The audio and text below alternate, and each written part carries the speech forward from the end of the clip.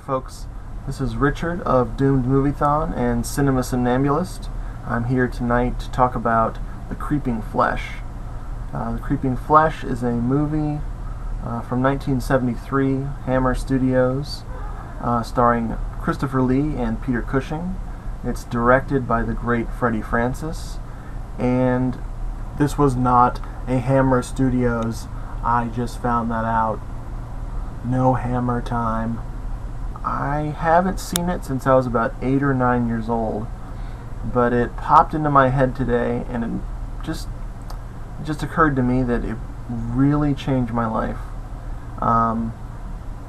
It's been about 25 years. I don't know if it's good or bad, but I'm still working on it. It was a fall Saturday. I was home in the morning, just put on the TV, and of course it was the 80s, so there was a horror movie playing like 24 hours a day on whatever network it was, and I caught The Creeping Flesh. In the movie, a scientist, presumably played by Christopher Lee, it was Peter Cushing. Why am I such a dumbass? Is studying a set of bones, of a very irregular set of bones, something human but not human, and he makes the disturbing discovery, which is that whenever the skeleton gets wet, it grows flesh and begins to come to life. And eventually, hijinks ensue, and the entire skeleton gets wet, and this creature comes to life and basically destroys his whole family. And it has one of those endings, which I will never forget, that I won't spoil for you here. You should watch The Creeping Flesh. But it haunted me. Like, it really, really sunk into my skin, and it just freaked me out completely. I will reveal to you that Peter Cushing's daughter, who's played by somebody I can't remember, I could probably peek at the IMDb screen, but I would never do that. Her name is Lorna Heilbronn. Anyway, his daughter is driven quite insane. So there's one spoiler.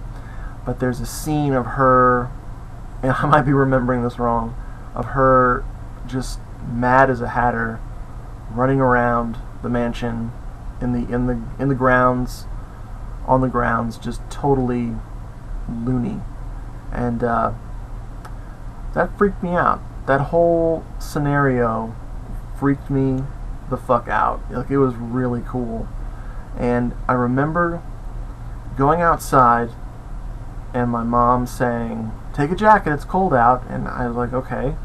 So I put on my jacket and I kind of like stumble outside, like just mortified from this movie. And I'm walking around my neighborhood and it's gray, it's completely overcast, and it's maybe 11 o'clock in the morning, and it's just limitless gray skies and just totally freakishly silent.